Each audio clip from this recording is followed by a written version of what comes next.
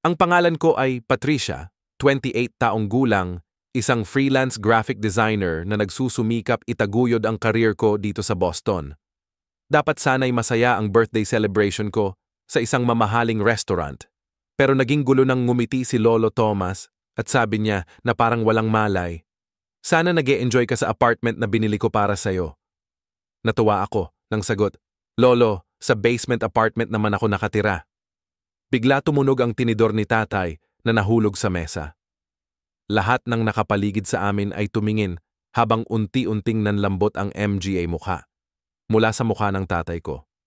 Bago ko ikwento ang nangyari pagkatapos nyon, sabihin mo muna kung saan ka nanonood at mag-subscribe ka na kung naranasan mo ng pagtaksilan ng MGA, taong dapat sana'y nagprotekta sa'yo.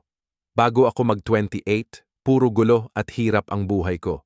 Bilang freelance graphic designer sa Boston, halos hindi ko lang mapunan yung pang-araw-araw na gastos. Nakatira ako sa isang basement apartment sa Somerville na maraming problema sa amag at palyadong heating.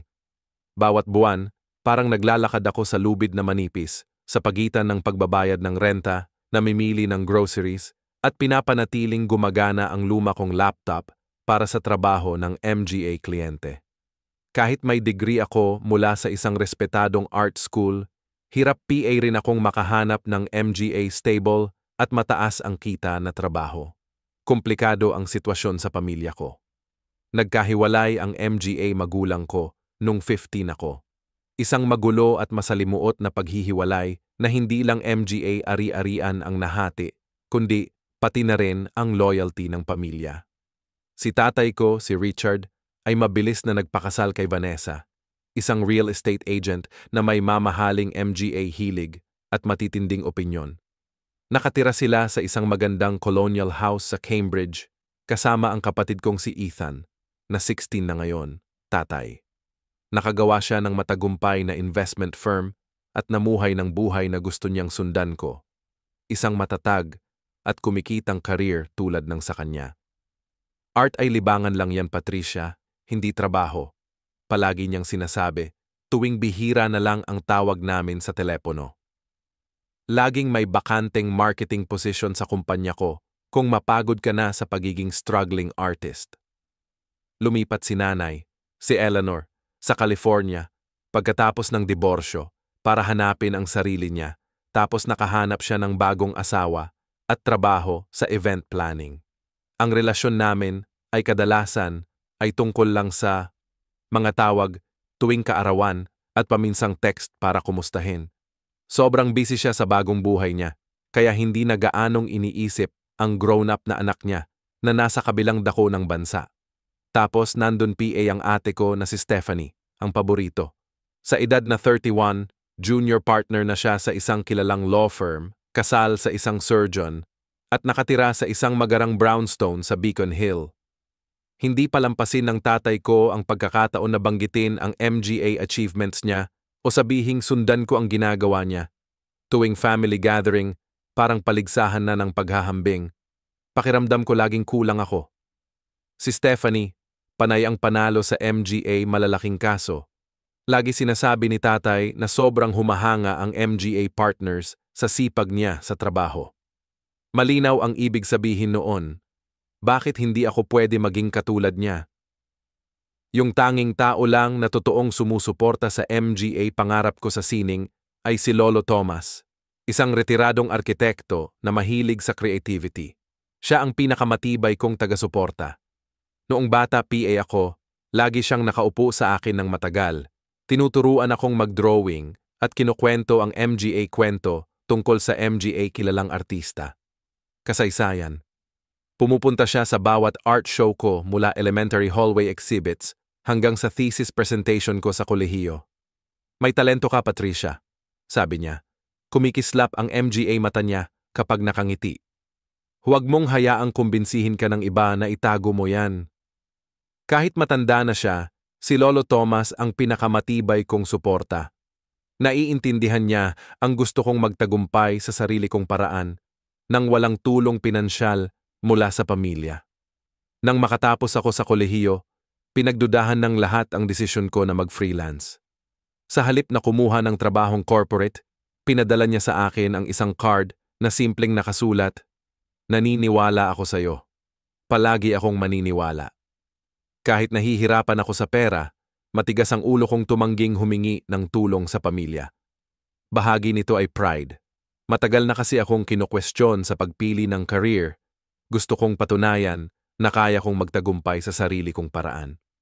Pero pati na rin ito sa pagbuo ng sarili kong kalayaan. Matagal nang ginagamit ng tatay ko ang pinansyal na suporta para kontrolin ako. Mas pipiliin ko pang kumain ng ramen noodles sa isang basement na apartment kaysa tanggapin ang tulong niya. May MGA kondisyon. Sa MGA linggo bago ang kaarawan ko, nagsimulang maging positibo ang pakiramdam ko. Nakakuha ako ng ilang promising na bagong kliyente, kasama na ang isang lokal na brewery na kailangan ng label designs. Dumadami ang portfolio ko at unang beses kong naisip na may daan na papunta sa financial stability habang ginagawa ang gusto ko. Nang tawagan ako ng tatay ko para imbitahan sa birthday dinner sa Aquatine, isa sa pinakamahal na French restaurant sa Boston, nagulat ako pero umaasa. Siguro ito na yung Olive Branch, isang palatandaan na handa na siyang tanggapin ang MGA pinili ko. Ginugol ko ang maraming oras para mag-ayos, pumili ng simpleng itim na damit na hindi masyadong kakaiba sa MGA designer na damit ng pamilya ko at nag-make-up para itago ang pagod dahil sa pagpuyat sa paggawa ng trabaho ng kliyente. Pwede itong maging bagong simula, sabi ko sa sarili ko habang nilock ang pinto ng basement apartment ko. Siguro, makakalimutan na namin ang pagkadismaya at paghuhusga. Ang laki ng pagkakamali ko. Hindi magiging panibagong simula ang birthday dinner kasama ang pamilya ko, kundi isang pagkakataon para mailantad ang mga taon ng kasinungalingan at pagtataksil na yumanig sa mismong pundasyon ng aming MGA relasyon. Ang Aquitaine ay eksaktong tipo ng restaurant na pipiliin ng tatay ko. Premium, elegante, at medyo show-off. Ang malambot na ilaw, puting MGA tablecloth, at MGA waiter na naka-crisp na uniforme ang nagbigay ng vibe na parang ang simple kong itim na damit ay talagang kulang. Dumating ako ng 15 minuto ng maaga, ang kaba ang nagtulak sa akin sa malamig na spring ng Boston. Dinala ako ng matraa sa isang sulok na mesa kung saan nakaupo na sina Tatay at Vanessa.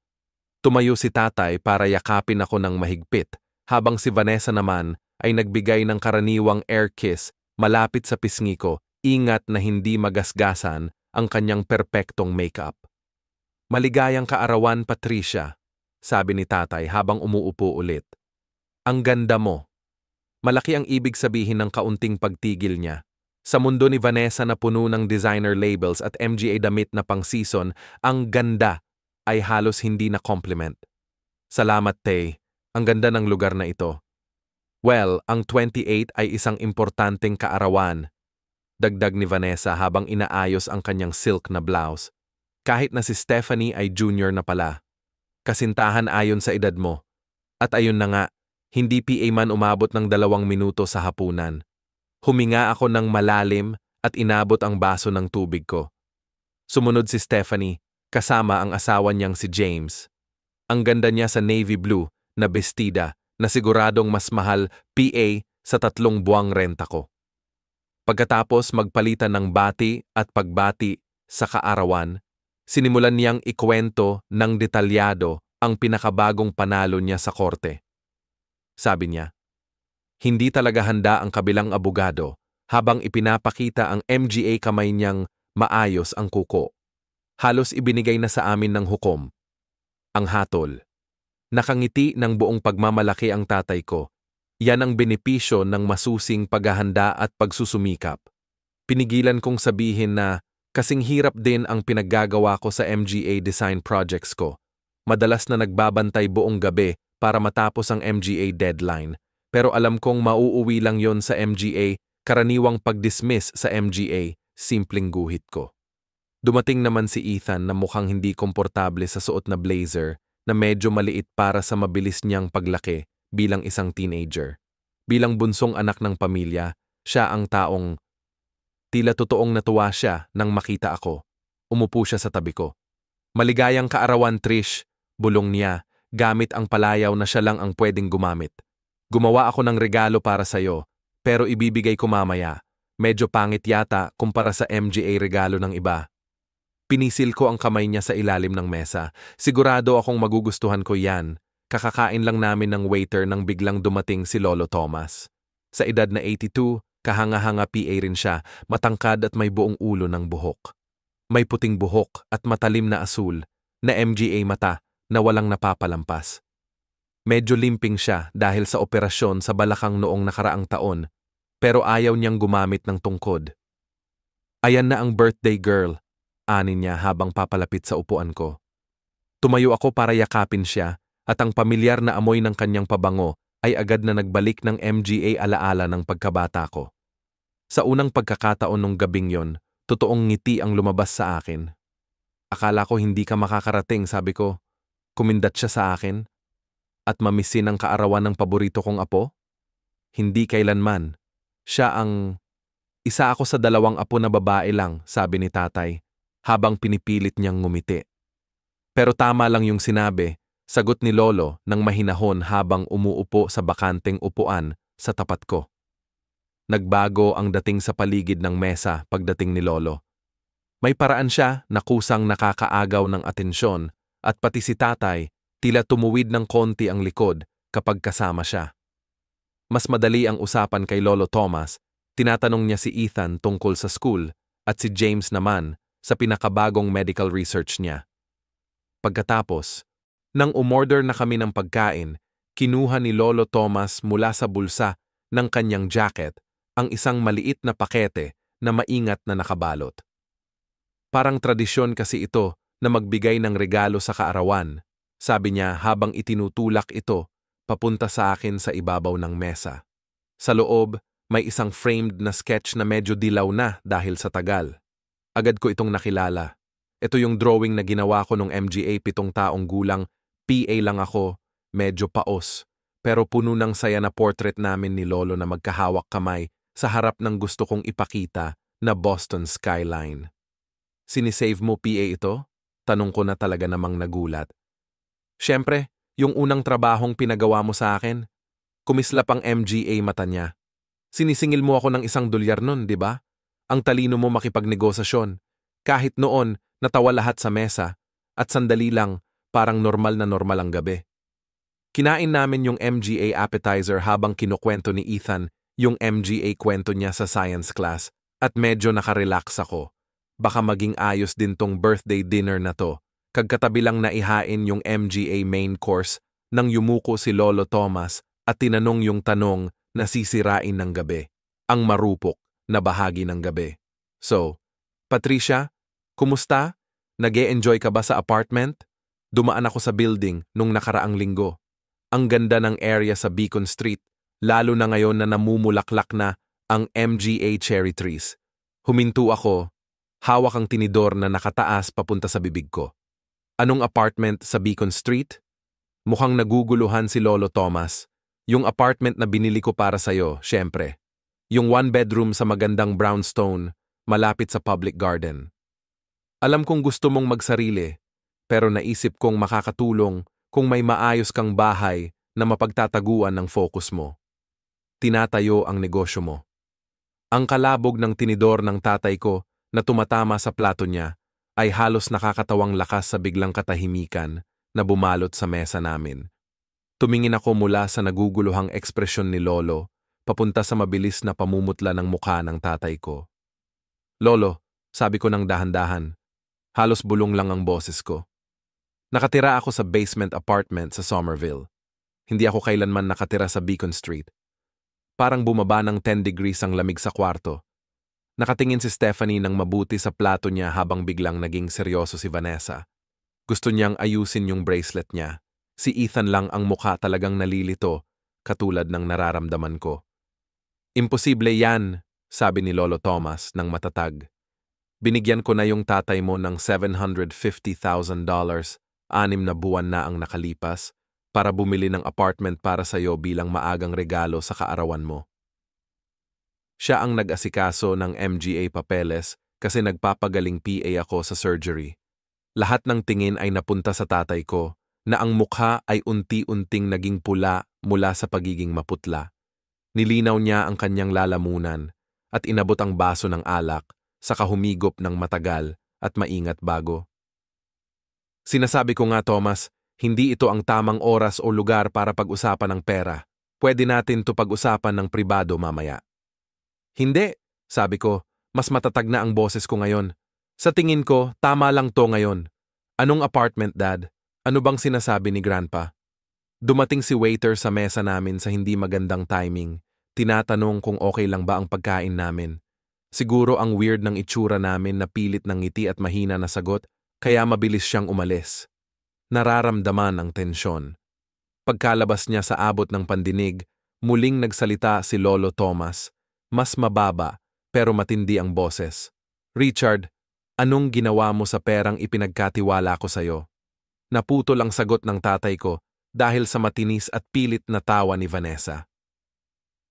Malaking hindi pagkakaintindihan lang to, sabi niya, nilalapat ang kamay sa braso ng lolo ko. Tara, mag-enjoy muna tayo sa birthday dinner ni Patricia at kayo na ang mag-aayos ng MGA detalye bukas.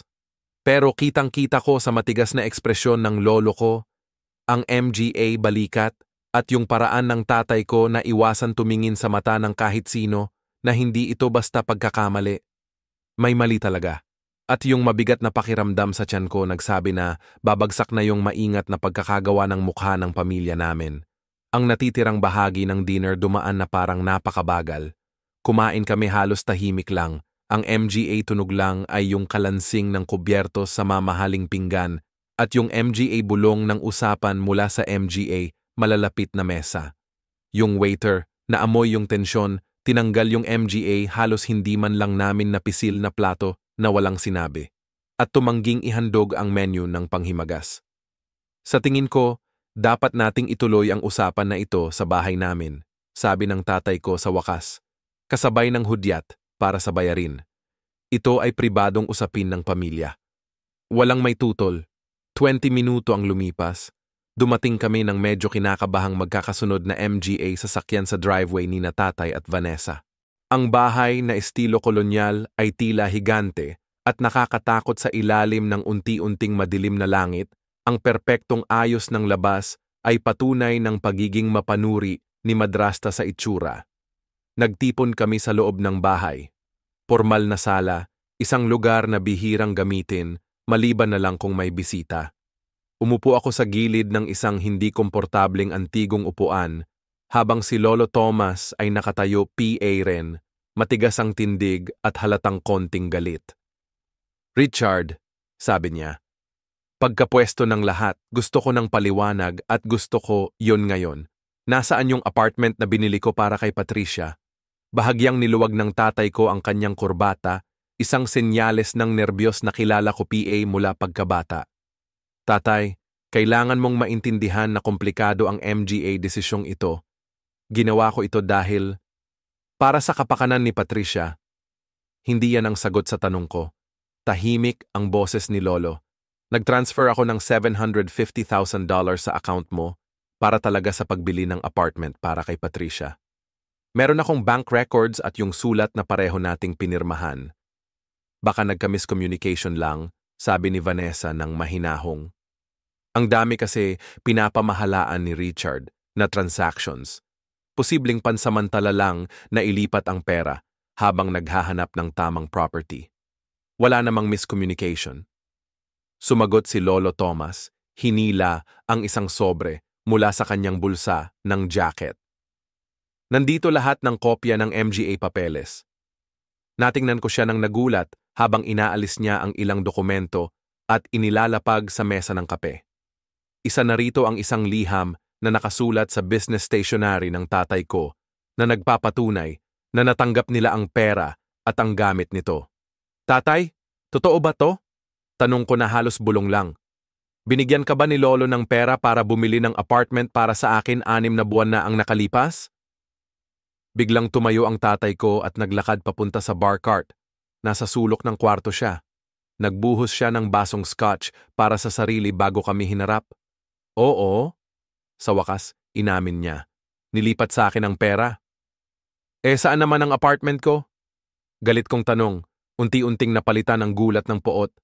At bakit nakatira ako sa mabahong basement samantalang alam mo na may iba akong pagpipilian?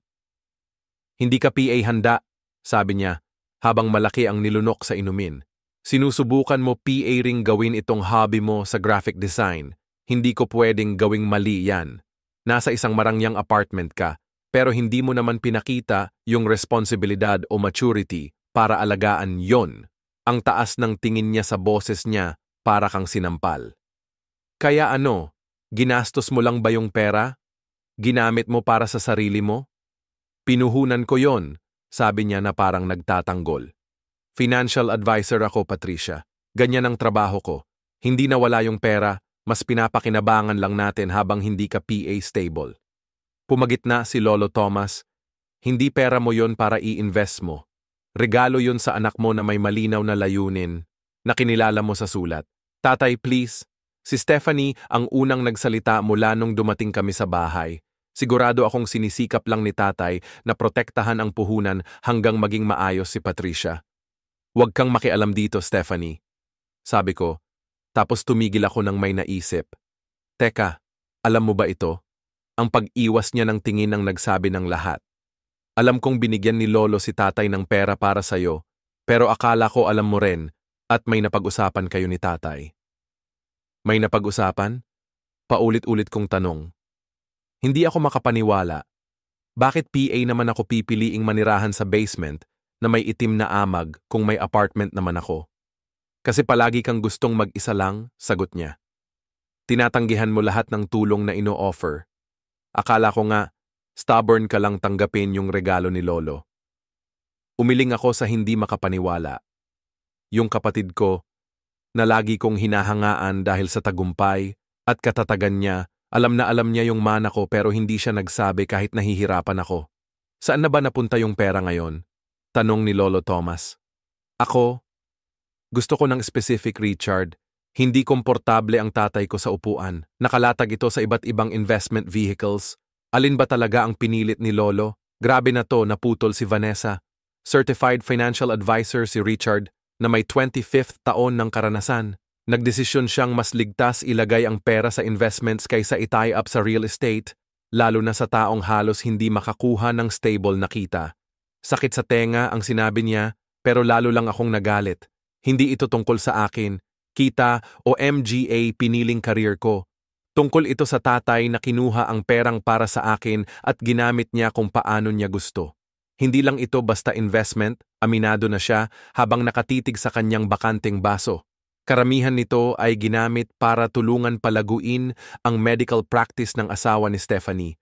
Magbubukas sila ng bagong klinika at malaki ang kikitain doon. Nanahimik ang kwarto habang unti-unting naiintindihan ang ibig sabihin ng sinabi niya. Hindi lang basta ginamit ng tatay ko ang regalo ko para sa investment, siya rin ang pumili kung saan ilalagay. Ginamit mo yung pera para sa apartment ko para punduhan yung klinika ni na James at Stephanie? Tanong ko na parang walang buhay ang boses ko habang alam kong nakatira ako sa basement at hirap magbayad ng renta. Hindi ganun yon, reklamo ni Stephanie halos linggo-linggo. Makakatulong ang klinika sa maraming tao at lalaki ang puhunan. Makatwiran yang desisyon sa pera. Hindi yung desisyon mo, sigaw ko sabay tumayo. Wala kayong karapatang magdesisyon sa regalong iyon. Para sa akin talaga to, napikit si Vanessa sa mata. Kaya nga tama si Richard sa ginawa niya. Tingnan mo kung paano ka masyadong emosyonal na nagre-react. Kaya nga hindi ka PA handa sa ganong klaseng responsibilidad sa pera. Lumingon ako sa kanya, galit na galit. Alam mo ba? Alam ba ng lahat sa pamilya natin na may apartment fund ako maliban sa akin? Sandali lang siyang nag-atubili pero kitang-kita. Alam ko na nagbigay si Thomas ng malaking regalo at sinuportahan ko ang desisyon ni Richard na iprotekta yon hanggang sa ipakita mo na mas mature ka na. Protektahan. Ibinigay niya kay Stephanie na lang. Napangiti ako ng mapait. Aba, Vanessa, ang kapal ng mukha mo, ang kapal ng muka. Sabi ng tatay ko, napunta sa magandang investment yung pera, Yung tipong makakatulong sa buong pamilya balang araw. Paano naman ako makikinabang? Tanong ko. Habang ako, nilalanghap ko yung amag gabi-gabi at pinapalampas ang pagkain para lang makabayad ng renta. Sabi ni Stephanie, drama lang daw ako. Kung ganoon nakalala, pwede naman daw akong humingi ng tulong. Hindi ko dapat kailanganin pang humingi, sigaw ko. Lolo, tumulong na siya sa akin. Dad, bigla lang nag-decide na hindi ko ito deserve. Si Ethan, natahimik lang buong gulo, bigla na lang nagsalita. Kasi ganyan mo sinabi na wag ko banggitin yung apartment? Nang kinausap ko si Patricia, tanong niya sa tatay ko. Halatang balisa ang mukha niya. Sabi mo surprise daw yon para sa susunod, pero ilang buwan na yon. Mas lalo pang sumakit ang pakiramdam ko. Kahit yung kapatid kong teenager, pinagsabihan PA na itago ang sikreto mula sa akin. Nilagyan ni Lolo Thomas ng kamay sa balikat ko para palakasin ako bago siya lumingon sa akin. Tatay Richard, sobra akong nadismaya sa'yo. Hindi lang ito tungkol sa pera. Ito ay tungkol sa tiwala at respeto. Pinagtaksilan mo pareho pagdating sa anak mo. Napangit ang mukha ng tatay ko. Lagi mo kinalulugdan si Patricia kahit walang kwenta ang MGA desisyon niya. Hindi matatag ang sining bilang career. Sinusubukan ko lang siyang protektahan sa sarili niya sa pamamagitan ng pagsisinungaling at pagbibigay ng mana sa kapatid niya, ang sabi ng lolo ko. Hindi yan proteksyon, Richard. Kontrol yan. Habang lumalala ang argumento ng tatay ko at, Lolo, biglang naisip ko yung isang nakakatakot na bagay. Kung handa si Papa na gamitin yung regalong yon sa maling paraan, ano PA kaya ang MGA bagay na pinagsamantalahan niya sa buhay ko? Tatay, sabi ko, habang pinutol ko yung mainit nilang pagtatalo, yung scholarship na nakuha ko sa art school, totoo bang scholarship yon? O si Lolo rin ba ang nagbayad?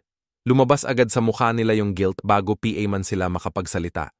Private scholarship daw yon, aminado si Lolo sa huli. Ako mismo ang nagpatayo niyan sa alumni. Foundation, pero oo, pinunduhan ko talaga ito para sa'yo. At nung una kong internship sa design agency, tinanong ko na alam ko na ang sagot. Yung akala ko nakuha ko dahil sa portfolio ko. Tumingin si Lolo Thomas sa malayo. Kilala ko ang creative director. Pinakiusapan ko siya na bigyan ng espesyal na konsiderasyon ang gawa mo, pero nakuha mo ang posisyon dahil sa talento mo, Patricia. Parang gumalaw ang lupa sa ilalim ng MGA pa ako. Yung MGA tagumpay na ipinagmamalaki ko, MGA sandaling akala ko na patunayan ko ang sarili ko dahil lang sa kakayahan, biglang pakiramdam ko'y walang laman at pilit lang. Halos kasakit din malaman na hindi ko alam na umaasa pala ako sa tulong ni Lolo. Hindi pala talaga ako kumita ng sarili kong pagsisikap, bulong ko. Lahat pala yon ay inayos na lang para sa akin. Hindi yan totoo, giit ni Lolo Thomas. Bukas lang ako ng MGA pintuan. Ikaw ang pumasok doon dahil sa sarili mong kakayahan, pero nasira na ang lahat. Sa pagsubok niyang protektahan ako sa MGA pakana ng tatay ko, ang ginawa ni Lolo ay gumawa siya ng sarili niyang kwento. Kaya napaisip ako sa bawat tagumpay ko sa trabaho. Hindi ako makapaniwala, sabi ko, habang tinitingnan ng MGA mukha ng MGA kapamilya ko. Lahat kayo sinungaling o may tinatago sa akin ng matagal na panahon. Sinusubukan lang naming tulungan ka, sabi ni Stephanie. Pero halata ang pag-aalinlangan sa tono niya. Hindi, sagot ko ng malamig. Pinaparamdam nyo lang sa sarili nyo na mas mataas kayo. Kawawang si Patricia, ang artistang nahihirapan na kailangan ng tulong ng lahat pero hindi niya alam. Siguro ang saya niyong pinapanood akong nagsusumikap para sa bawat piso habang alam niyo naman na may 3-4 na milyon na nakatabi sa account ni tatay. Hindi naman ganyan, protestang sabi ni tatay. Gusto lang namin ang pinakamabuti para sa'yo. Anong pinakamabuti para sa akin? Ang sabi ko. Tumataas ang boses. Paano nyo malalaman kung ano ang pinakamabuti para sa akin kung hindi nyo naman talaga pinapakinggan ang gusto ko? Biglang nanahimik ang kwarto. Sa sandaling iyon, habang tinitingnan ko ang MGA, mukha ng pamilya ko, naisip ko na ilang taon na akong nagsisikap para makuha ang approval ng MGA, taong hindi naman talaga makikita ang tunay kong sarili. kung sino talaga ako. Nakikita lang nila ang bersyon ko na gusto nilang makita. Yung anak na kailangan ng gabay. Yung hangal na artista na balang araw ay mag-iisip din ng tama. Tapos na ako, sabi ko ng mahina. Tapos na akong pilitin kayong ipagmamalaki. Tapos na akong humingi ng approval ninyo at tapos na ako sa inyong lahat. Sa MGA salitang iyon, kinuha ko ang bag ko at lumabas. Hindi pinansin ang pagtawag sa pangalan ko mula sa likod. Nang lumabas ako sa malamig na hangin ng gabi, nagsimulang bumagsak ang MGA luha ko. Pero sa likod ng sakit ay isang bagay na hindi inaasahan, pakiramdam ng kalayaan. Sa unang pagkakataon sa buhay ko bilang adulto, nakita ko ang pamilya ko ng malinaw. Walang halong pag-asa o obligasyon. At ngayon, kailangan kong alamin kung ano ang susunod na gagawin. Mga kalahati, piilang ako ng driveway nang marinig ko ang MGA yabag sa likod ko. Nang lumingon ako, nakita ko si Ethan na nagjojog para makahabol, ang kanyang payat na katawan na parang hindi bagay sa masikip na blazer. Patricia, sandali, tawag niya. Nakalimutan mo to? Inabot niya sa akin ang maliit na gift bag na dinala niya sa restaurant. Gusto ko PA rin na sayo ito. Kinuha ko ang naitouch ako sa ginawa niya kahit na lahat-lahat. Sa loob ng bag, may handmade na bracelet na gawa sa hinabing sinulid na kulay asul at berde. Ginawa ko to sa art club, paliwanag niya habang nahihiya. Alam kong hindi ito kasing fancy ng regalo ng iba sayo, pero pinili ko yung MGA kulay kasi naalala ko yung painting na ginawa mo para sa kwarto ko. Halos pumutok ang luha ko nang isinuot ko ang bracelet sa pulso ko. Sakto ito, Ethan. Salamat. Nag-ikot-ikot siya ng paa. Tapos ka na ba talaga sa lahat namin? Pati sa akin? Tinanong ako na tumagos sa galit ko. Hindi sayo. Hindi kailanman sayo. Paano naman si Lolo Thomas? Mukhang nagulat din siya tulad mo. Bago PA ako makasagot, bumukas ulit ang pintuan sa harap. Lumabas ang tatay ko, kasunod si Lolo, halatang mainit ang usapan habang naririnig namin sa maayos na damuhan. Wala kang karapatang pag-usapan ito sa birthday dinner niya, sabi ng tatay ko. Pwede naman sana natin ayusin ito ng pribado tulad ng ginagawa mo nitong nakaraang 6 na buwan, sagot ni Lolo. Paano nga ba? Gaano PA kaya katagal mo siya tatakpan nito kung hindi ko lang sinabi ngayong gabi? Napansin ng lolo ko na nakatayo ako kasama si Ethan at nilapitan kami ng matatag kahit may pilay siya. Sumunod si tatay, ang mukha niya parang bagyong paparating. Tumawag si Lolo Thomas. Huwag kang aalis ng ganito, kailangan nating ayusin to. Ayusin? Tanong ko nang may pait habang papalapit sila. Nawala na ang pera. Inilagak sa klinika ng asawa ni Stephanie. At sa totoo lang, ganyan na yon. Hindi PA nga yung pinakasakit. Hindi naman nawala yung pera, giit ng tatay ko. Naka-invest yun. Iba yon. Tigilan mo na yung sabi-sabi mo na nawalan ako ng kontrol. Tigilan mo na yung pagpapanggap na tungkol lang ito sa financial management. Tungkol ito sa desisyon mo na mas alam mo PA sa akin kung ano ang kailangan ko. Kasi alam ko talaga, bigla niyang nasira ang sarili niyang pagkontrol, tuluyan ng bumagsak. Tingnan mo ang buhay mo, Patricia. 28 na taon ka na. At ano ba ang maipapakita mo? Ilang drawing lang para sa MGA lokal na negosyo, isang basang basement na inuupahan habang ang kapatid mo ay may totoong career. Asawa, isang tahanan. Ang totoo, kung paano niya ako tiningnan na tuluyang lumabas, ay parang suntok na tumama sa akin. Lumayo ako, natamaan si Ethan, na tinulungan akong tumayo sa pamamagitan ng paghawak sa balikat ko. Tatay, hindi yan patas, sabi niya. Nagulat kami lahat sa kanyang pag-intervene. Huwag kang makialam, Ethan, binalaan siya ng tatay ko. Hindi, sagot ng kapatid ko, bahagyang nanginig ang boses. Si Patricia lang ang talagang nakikinig sa akin. Siya lang ang nagmamalasakit sa gusto ko, hindi yung gusto niyo ni nanay para sa akin. Ang pinto sa harap. Bumukas ulit, tapos si Stephanie at Vanessa sumali sa harapang bakuran namin, naging sobrang weird na eksena ng pamilya namin para sa MGA kapitbahay na baka nanonood. Richard, dali, pasukin mo na to, ang hiyaw ni Vanessa. Pinapanood tayo ng MGA Hamilton sa kabila. Wala akong pakialam kung sino man ang nanonood, sabi ko. Gusto ko ng sagot. Gusto kong malaman kung bakit nagplano ang buong pamilya ko na itago to sa akin. Hindi naman ako nagplano ng kahit ano, sabi ni Stephanie. Kakaalam ko lang tungkol sa pondo para sa apartment, ilang buwan lang ang nakalipas nung nilapitan ako ni tatay. James, tungkol sa investment sa klinika. At hindi mo naisip na sabihin sa akin? Sa kapatid mo PA naman? Siya kahit man lang natahimik at nahiyang tingnan. Sabi ni Papa, siya ang bahala doon. Naghihintay daw siya ng tamang panahon. Tamang panahon? Napangiti ako ng hindi makapaniwala. Kailan yun, Stephanie? Pag naging successful na ako ayon sa sukatan niya? Pag sumuko na ako sa art at nagkaroon ng totoong trabaho? Huwag mong isisi ito sa kapatid mo. Pumagit na si Papa. Desisyon ko to. Desisyong wala kang karapatang gawin, sabi ni Lolo Thomas ng mahigpit. Yun nga. Ang pera ay regalo kay Patricia. Hindi pondo na ikaw ang mag-aayos o magpapamahagi kung paano mo gusto. Siyempre, desisyon mo yan, sabi ko sa tatay ko. Hindi mo na pinapansin si Lolo. Lagi naman desisyon mo yan. Sinusubukan mo palaging kontrolin ang buhay ko mula PA nung bata ako. Sinusubukan ko lang naman gabayan ka para hindi ka magkamali sa panlilinlang sa akin, sa pagnanakaw sa akin. Hindi kita ninakawan, sigaw niya. Pinoprotektahan kita sa sarili mo sa walang kwentang pangarap mo na mabubuhay ka sa pagguhit lang, Richard Lolo. Tumagas ang tinig ni Thomas sa katahimikan ng gabi. Sapat na yon. Pero hindi PA rin sapat. Ngayon na bumagsak na ang dam, lumabas lahat ng sama ng loob at sakit na matagal nang naiipon.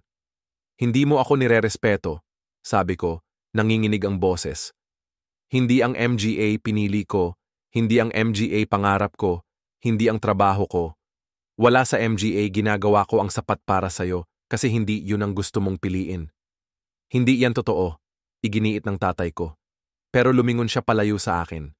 Totoo, sabi ni Stephanie. Tahimik na napasok. Tatay, lagi kang mas mahigpit kay Patricia. Lagi mong kinukwestiyon ang MGA desisyon niya kaysa sa akin. Tumingin ako sa kapatid ko nang nagulat. Ito ang unang beses na inamin niya yung magkaibang pamantayan na ipinapataw ng tatay namin sa amin. Huwag kang makialam dito, Stephanie. Binalaan siya ni Vanessa. Hindi, sabi ni Stephanie, may bago sa tono ng boses niya. Masyado na akong hindi nakikisawsaw. Ang totoo, tatay, tinulak mo ako sa abogasya kasi iyon ang iginagalang mo. Hindi mo kailanman tinanong kung iyon ba ang gusto ko at hindi ba siya ang tatay ko? Nahihirapan ka ba? Matagumpay ka, respetado, at papunta sa pagiging partner sa edad na 31. Pero miserable. Malumanay na sabi ni Stephanie. Nagkakaroon ako ng panic attack sa banyo sa gitna ng MGA meeting. Umiyak ako sa kotse ko tuwing lunch break. Ayaw ko sa trabaho ko, Dad. Ang pag-amin niya ay kasing tindi ng pagkabigla ko sa nalaman ko tungkol sa apartment. Yung perfect at matagumpay kong kapatid na pinagseselosan ko ng matagal ay miserable pala. Hindi mo sinabi sa akin, bulong ko. Paano ko naman sasabihin? Sabi niya, tinitigan ako ng diretsyo. Ikaw yung matapang.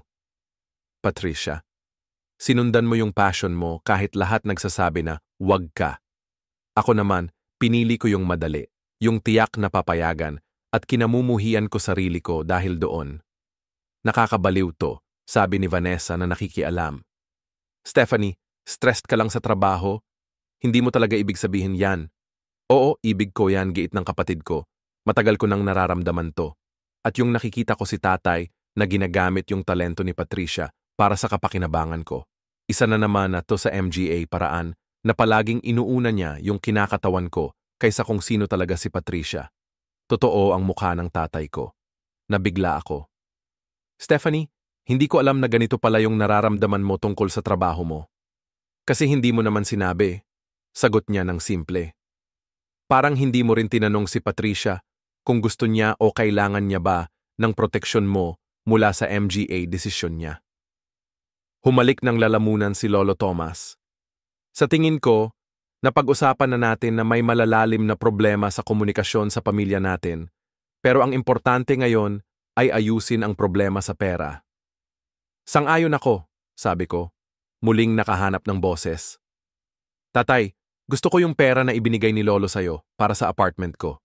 Lahat ng pera. Hindi ganun kadali, sagot ng tatay ko. Pero hindi na kagaya ng dati yung sigasig niya. Naka-invest kasi yung pera sa proyekto ng klinika. May MGA kontrata, MGA obligasyon. Siraan mo na lang yung MGA yan, sabi ni Lolo Thomas ng matatag. O kaya papasok na ako sa MGA abogado ko para imbestigahan yung posibleng pag-abuso sa pera. Hindi mo magagawa yan, bulong ng tatay ko, nangingitim ang muka. Subukan mo nga, sagot ni Lolo. Kalmado PA rin ang boses. 82 na ako, pero kaya ko PA rin maghabla kung kinakailangan. Si Ethan, na tahimik lang na nanonood sa buong usapan, bigla na namang nagsalita. Kaya pala palagi kayo ng mama mo nag-aaway tungkol sa pera ni Patricia? Lahat ng tingin ay napalingon kay kuya, tapos kay tatay at kay Vanessa.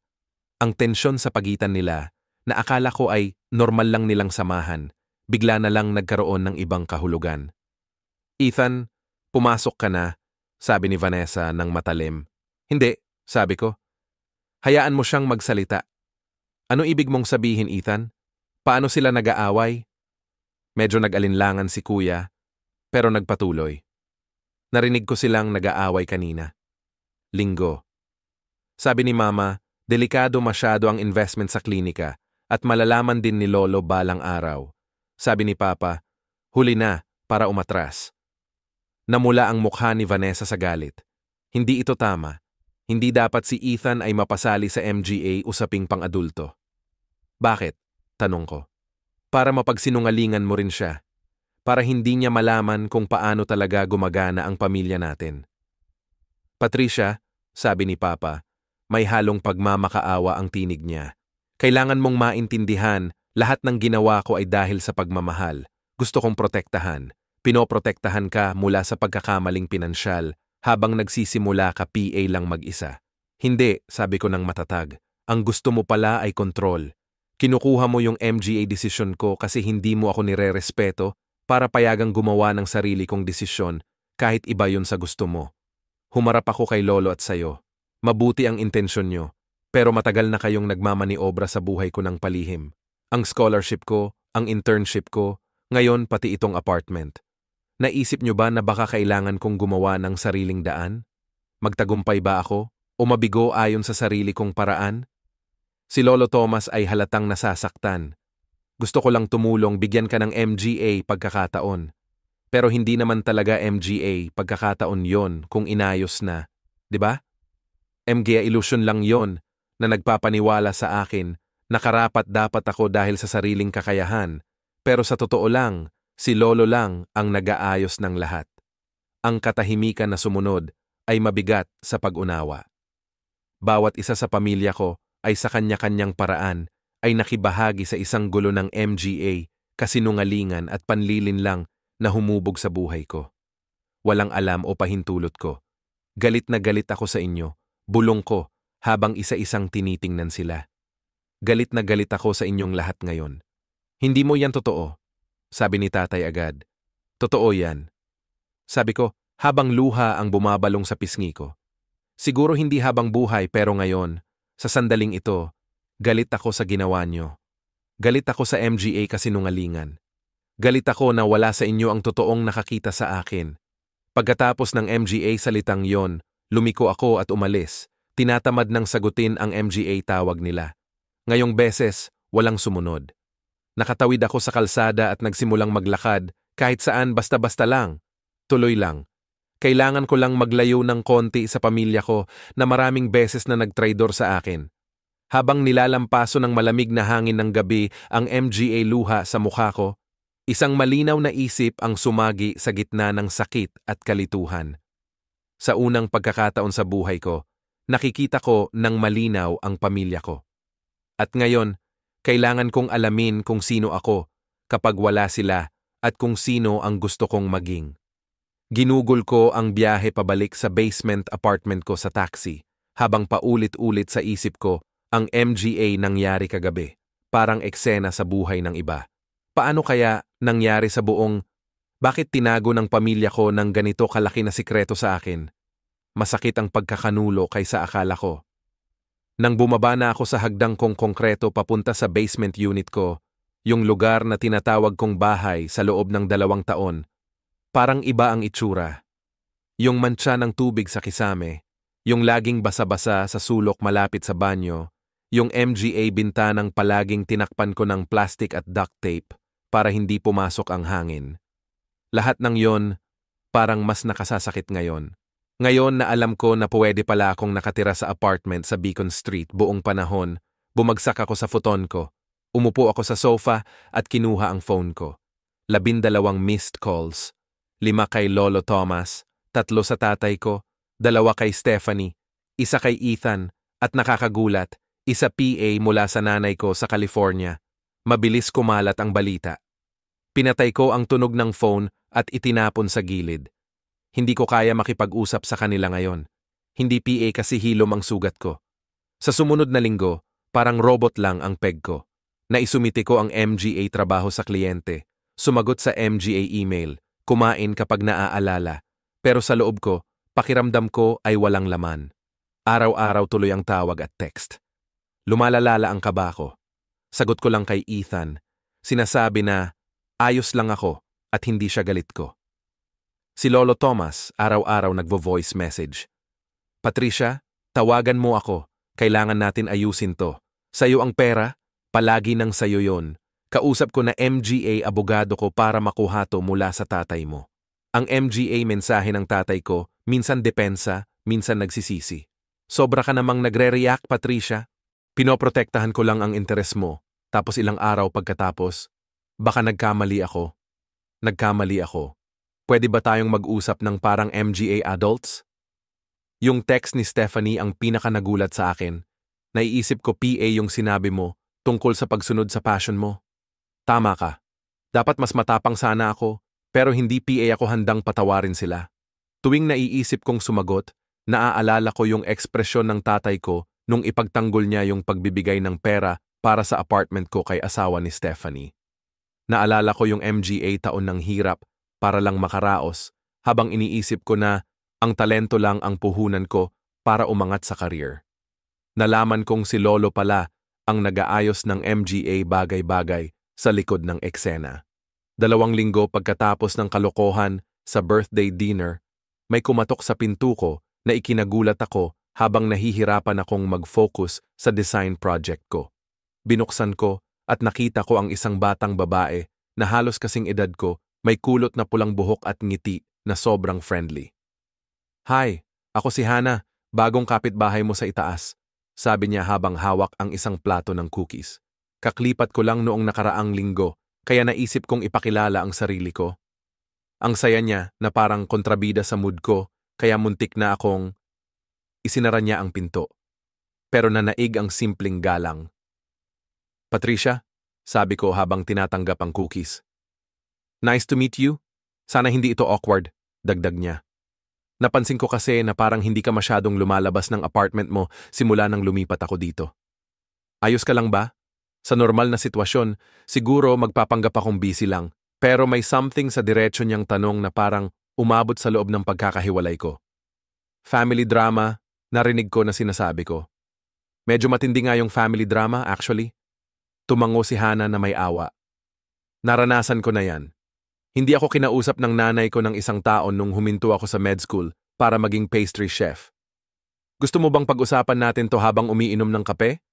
Ang saya ng cookies na to kapag kasama ng kape.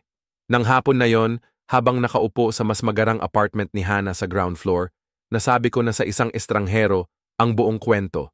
Nakikinig si Hana nang hindi pumuputol, paminsan-minsan itinutulak ang plato ng cookies papalapit kapag napapahina ang boses ko sa emosyon.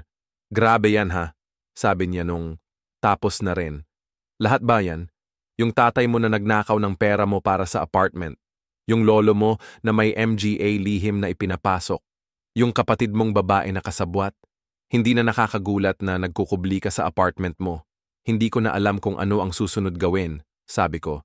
Hindi ko pinapansin ang lahat ng tao maliban sa kapatid ko. Pinag-isipan ni Hana ito.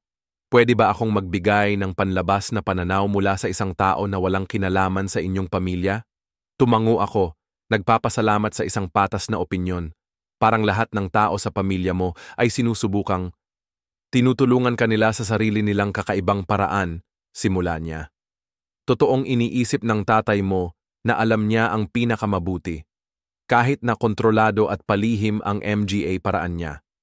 Gusto ng lolo mo na suportahan ka, pero hindi siya nagtitiwala sa'yo para maging diretso tungkol dito. Nasa gitna ang kapatid mong babae, kaya pinili niya ang pinakamadaling daan. Hindi nito pinapalusot ang ginawa nila, pagtutol ko. Hindi talaga. Sang-ayon si Hana. Mali ang ginawa nila, tapos na yun. Pero baka makatulong sa'yo na maintindihan ng MGA dahilan nila para malaman mo kung ano ang susunod mong gagawin. Ano nga ba yon? Alam mo, hindi lahat ng relasyon ay dapat bitin lang. Kailangan mo ring malaman kung alin ang dapat ayusin at kung saan dapat maglagay ng hangganan. Sa MGA sumunod na linggo, naging unexpected na sandigan ko si Hana. Dinadala niya ako lumabas ng apartment para maglakad-lakad sa tabi ng Charles River. Binibigyan ako ng MGA tira-tira mula sa bakery kung saan siya nagtatrabaho at hindi niya ako pinipilit na makipag-ayos sa pamilya ko kung hindi PA ako handa. Dahil kay Hana, nakilala ko rin yung grupo ng local artists na linggo-linggong nagtitipon sa isang ginawang warehouse para magtrabaho sa MGA projects at magbigay ng feedback. Sa unang pagkakataon, nakita ko na napapalibutan ako ng MGA tao na nakakaintindi ng passion ko, na nagsasalita sa lengguwahe ko ng kulay at komposisyon, na pinahahalagahan ang gawa ko base sa kung ano ito talaga, hindi yung sinukatan lang sa tradisyonal na pamantayan ng tagumpay. Ang kakaiba ng paggamit mo ng negative space, sabi ni Leah, isang muralist, habang tinitingnan ang portfolio ko isang gabi. Nakatry ka na ba gumawa ng malalaking gawa? Ang ganda kasi ng style mo para sa MGA mural. Hindi ko PA naisip yun dati, pero doon nagsimula yung ideya. Nang nabanggit ng may-ari ng coffee shop kung saan nagtatrabaho si Hana, gusto nilang gawing bago ang likod na pader nila, kaya nag-volunteer ako ng design concept. Sa sobrang gulat ko, nagustuhan niya ito at inalok PA akong bayaran para sa trabaho, hindi naman malaking halaga, pero patas na bayad para sa oras at gamit ko. Habang ginugol ko ang isang linggo para gawing makulay na tanawin ng MGA coffee plant at pag-aani ang blangkong pader, may nagbago sa loob ko. Trabaho ko ito na nakuha ko dahil sa sarili kong kakayahan, walang koneksyon sa pamilya o lihim na tulong. Ang saya ko naramdam ko, puro at walang halong alinlangan. Samantala, tuloy-tuloy PA rin ang tawag at mensahe mula sa pamilya ko. Kahit paunti-unti na ang tawag habang lumilipas ang MGA linggo, hindi PA rin ako handang makipag-ugnayan. Pero napapansin kong madalas ko nang pinapakinggan yung MGA voicemail, sinusubukan kong maintindihan ang totoo sa likod ng MGA salita. 2 buwan, pagkatapos ng birthday dinner ko, may email na dumating kay Ethan na pumukaw sa akin mula sa sarili kong pag-iisa. Patricia, namimiss kita. Sobrang gulo sa bahay. Lagi na lang nagtatalo si Dad at Vanessa. Halos hindi na bumibisita si Stephanie. Si Lolo Thomas, pinag-uusapan na niyang dalhin si Dad sa korte. At yung investment sa klinika ay bagsak. Narinig ko si Tatay sa telepono na sinasabi nila na mawawala na raw lahat. Alam kong galit ka PA rin at karapatan mo yan, pero pakiramdam ko parang nagkakawatak-watak na ang pamilya natin. Pwede ba tayong mag-usap? Tayo lang? Tumingin ako sa screen ng matagal bago sumagot ng simple, "Miss din kita, Ethan. Kita tayo ngayong weekend, burger tayo sa paborito niyang kainan." Sinalaysay ni Ethan sa akin ang nangyaring gulo sa pamilya.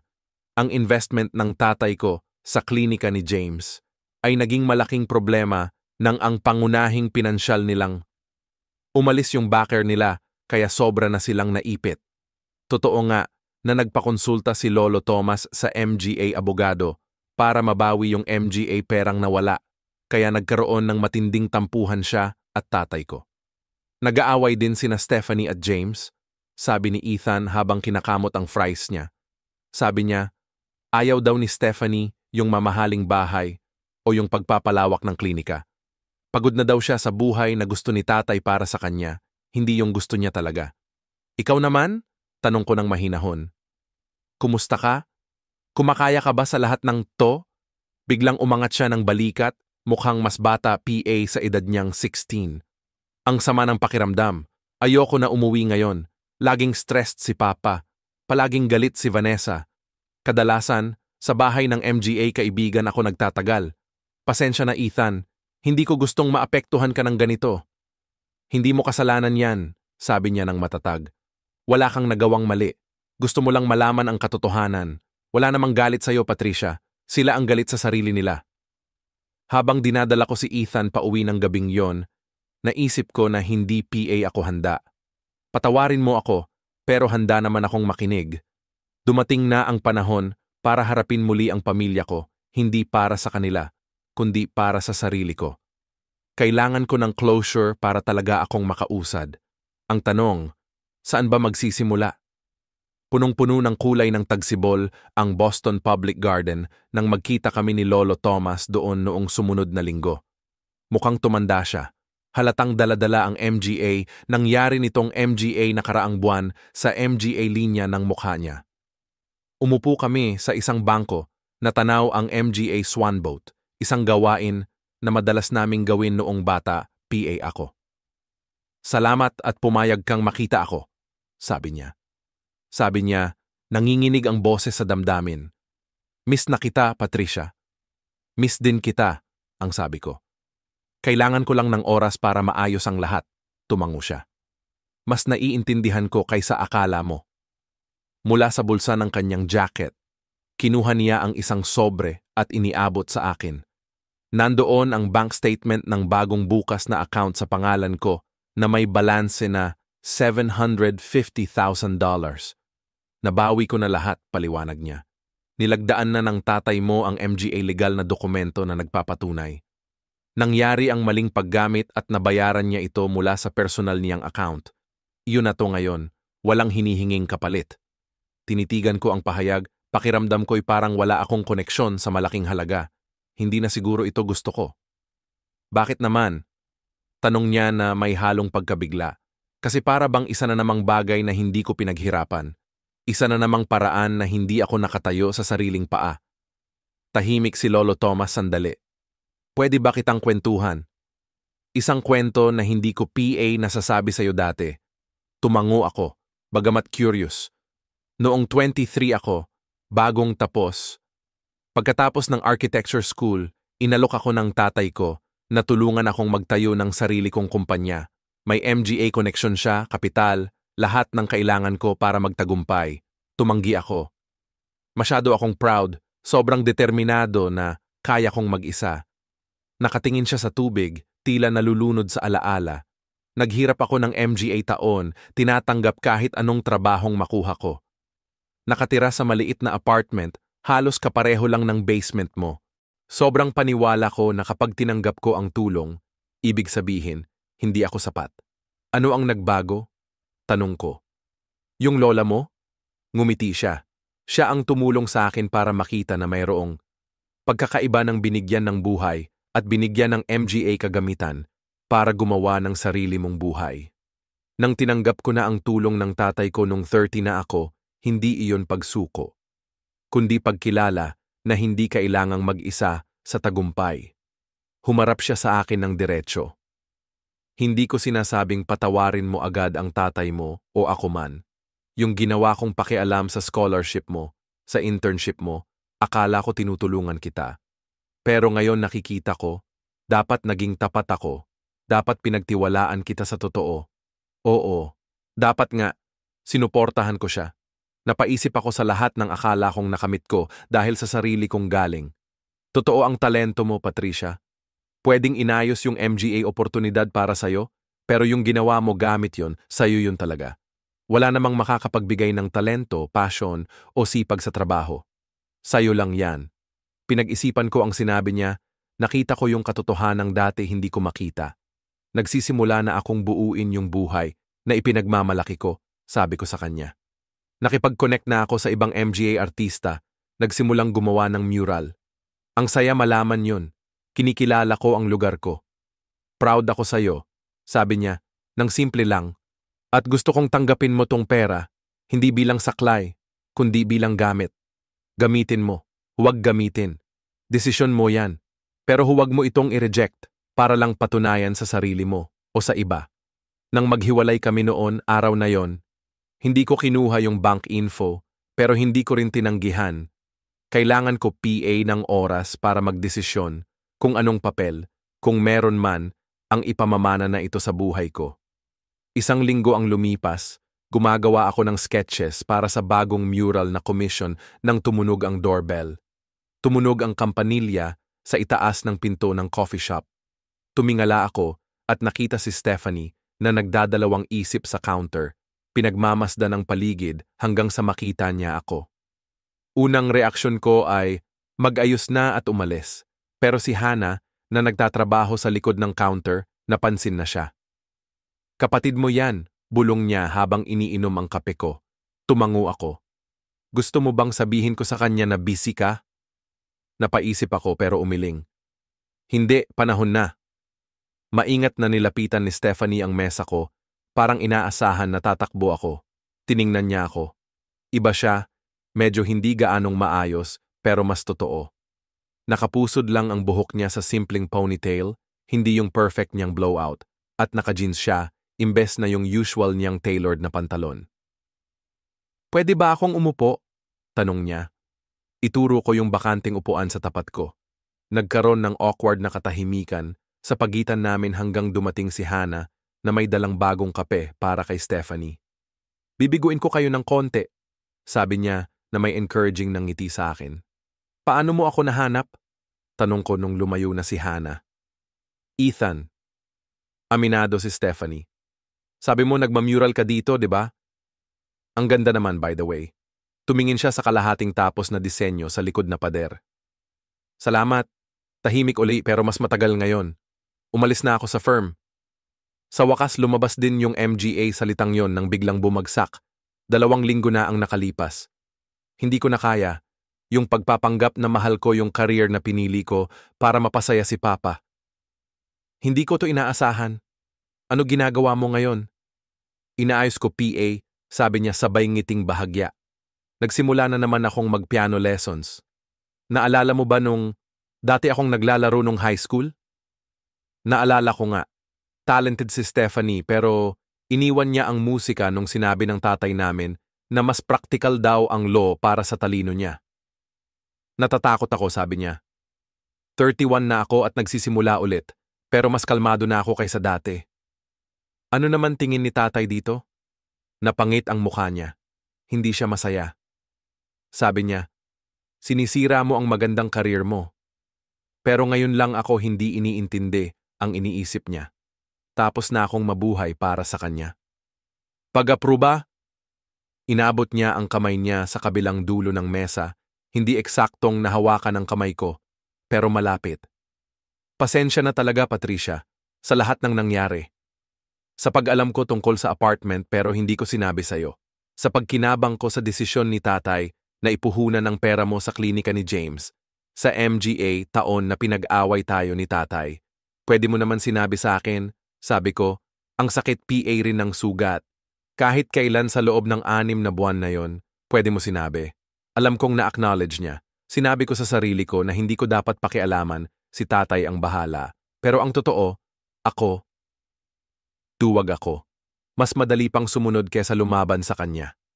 At ngayon sinisikap kong maging matapang tulad mo na matagal mo nang ginagawa. Nagkatinginan kami, tapat ang MGA mata niya na di ko nakita mula PA noong MGA bata kami. Hindi ka kailanman nagbitiw, Patricia. Sinundan mo ang passion mo kahit gaano man kalaki ang pressure. Lagi akong nagseselos diyan. Nagseselos ako sa sarili ko. Ang ideya parang walang kwenta. Ikaw ang paborito, ang matagumpay. Matagumpay sa ano? Sa pagpapasaya sa ating ama. Sa pamumuhay ayon sa gusto ng iba. Ng tagumpay. Umiling siya. Totoo ka sa sarili mo. Kailangan talaga yan ng tapang.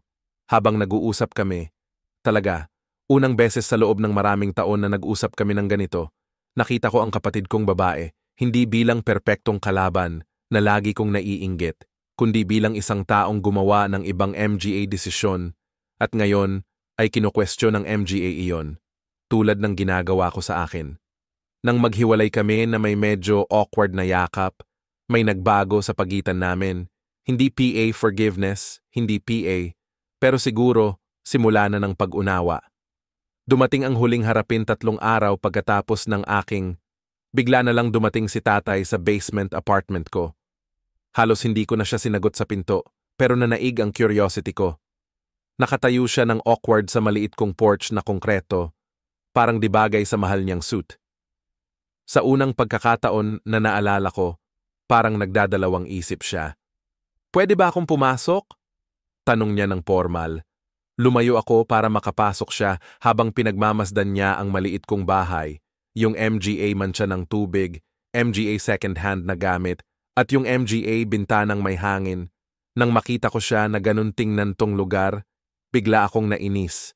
Dito ako nakatira habang siya, nilihis ko ang pondo para sa apartment ko. Alam ko na nakausap mo na si Lolo at si Stephanie, panimula niya.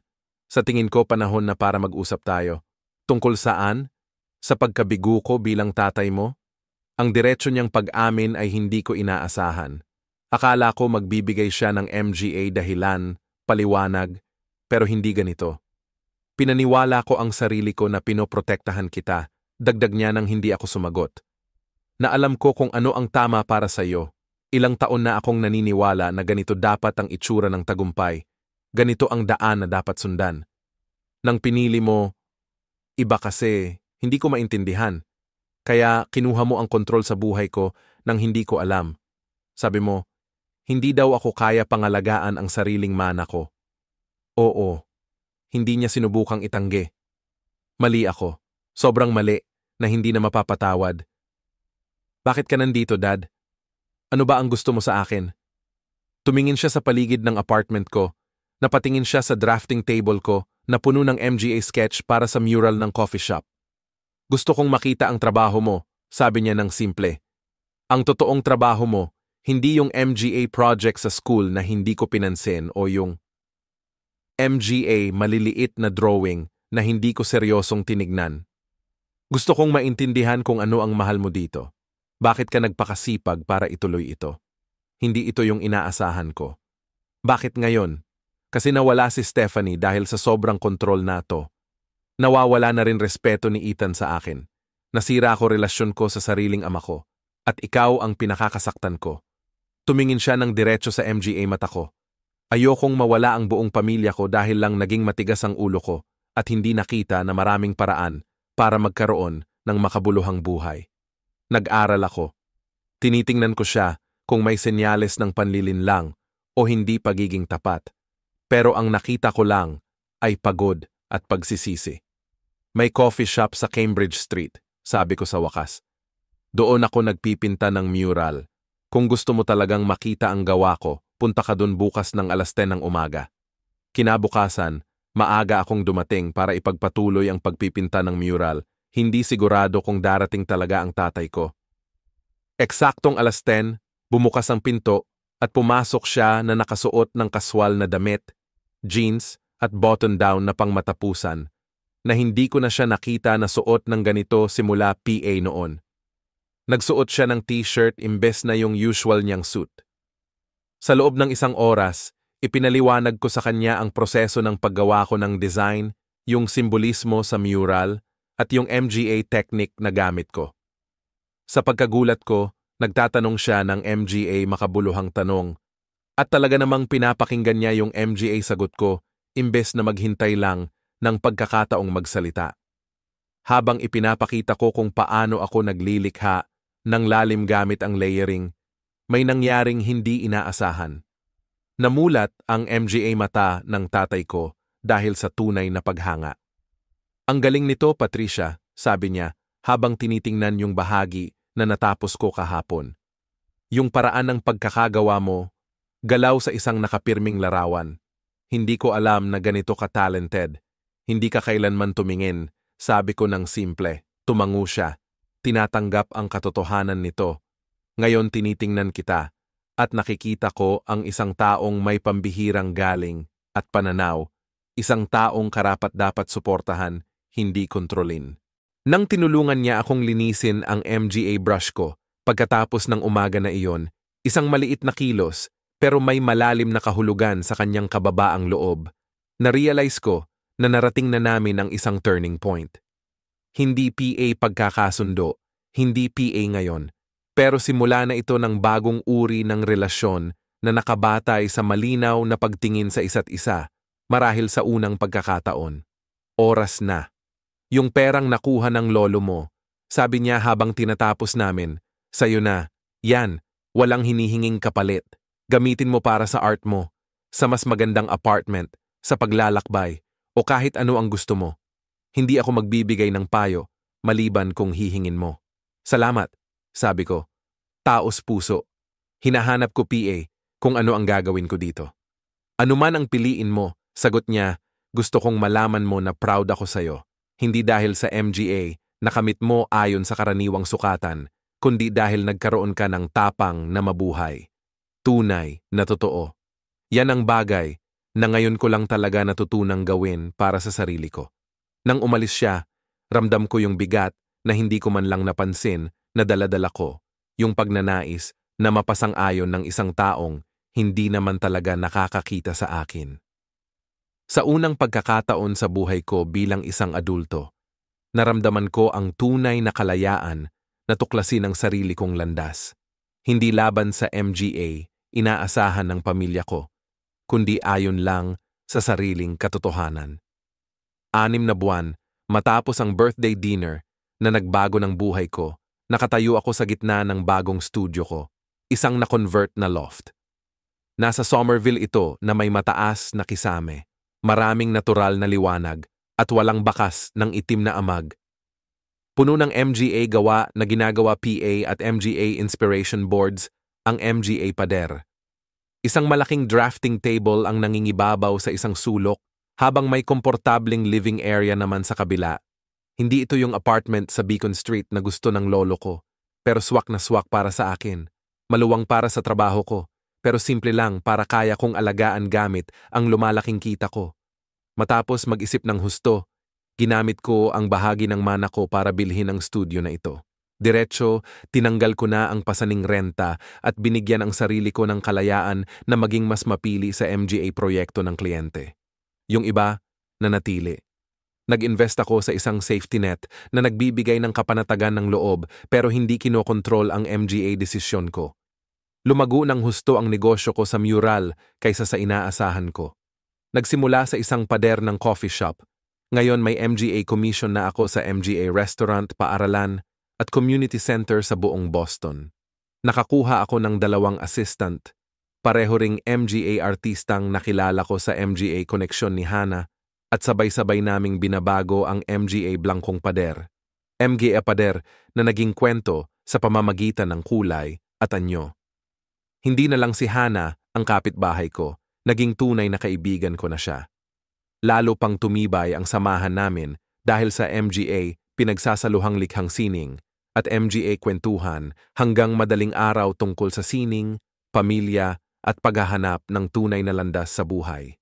Kamakailan lang siyang na-promote bilang head baker sa cafe nila at madalas gamitin ang studio ko tuwing weekend para mag-test ng MGA bagong recipe, kaya amoy lutong pastry ang buong lugar. Nagbago rin ang relasyon ko sa pamilya ko sa MGA para ang hindi ko inakala. Dumadalaw si Ethan sa studio ko araw-araw. Sabado nung tinuturuan ko siya ng MGA basic sa drawing. Sa edad na 16, kitang-kita ang galing niya. Hindi PA sure kung seryoso siyang papasok sa art, pero ang importante, malaya siyang nag-e-explore ng MGA hilig niya nang walang pressure na sundin yung expectations ng iba. Nagpatuloy si Stephanie sa pagbabago ng career niya.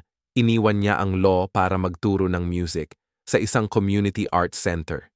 Mas maliit ang kinikita niya kaysa dati, pero sobra ang passion niya sa trabaho na di ko PA naranasan dati. Narinig ko yon sa boses niya nun PA man. Palagi kaming nagkikita para magkape. Dahan-dahan naming binubuo ulit ang relasyon namin bilang magkapatid, hindi bilang magkaribal. Ako at ang tatay ko ay nag-establish ng bagong samahan na base sa respeto, hindi sa kontrol. Sa una, nahirapan siya na pigilan ang sarili na magbigay ng payo nang hindi hinihingi, pero natututo siyang makinig kaysa magsalita. Nang inimbitahan ko siya sa pagbubukas ng isang group show kung saan isa sa MGA mural ko ang nakadisplay, tahimik siyang nanood tapos sinabi lang, "Naintindihan ko na kung bakit mahal mo to. Salamat sa pagbabahagi nito sa akin." Si Lolo Thomas, na 83 na ngayon, ay madalas nang bumisita sa studio ko. Minsan, dala niya ang sarili niyang MGA sketch, tapos sabay kaming nagdodrawing ng tahimik pero komportable. Paulit-ulit na siyang humingi ng paumanhin dahil sa MGA intensyong mabuti, pero medyo mali ang paraan niya sa pag-aayos ng karir ko ng palihim.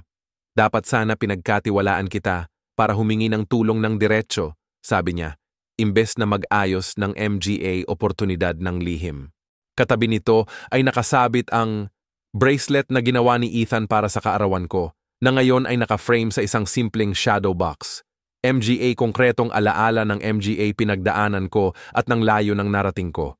Hindi PA tapos ang paglalakbay. Siyempre, may MGA hamon PA, paglago PA at MGA aral na kailangang matutunan. Pero sa unang pagkakataon sa buhay ko, hinaharap ko ang hinaharap hindi dahil sa takot sa pagkadismaya o sa desperadong paghahangad ng pag-apruba, kundi sa tahimik na kumpiyansang nanggagaling sa pag-alam ng sariling halaga, hiwalay sa opinyon ng iba. Naranasan mo na ba? Muling buuin ang relasyon matapos ang matinding pagtataksil? Gusto kong marinig ang MGA kwento niyo sa comments sa ibaba. At kung nakarelate kayo sa journey na ito, please mag-subscribe at i-share sa MGA taong baka kailangan marinig na hindi PA huli ang lahat para magsimulang mamuhay ng totoo sa sarili.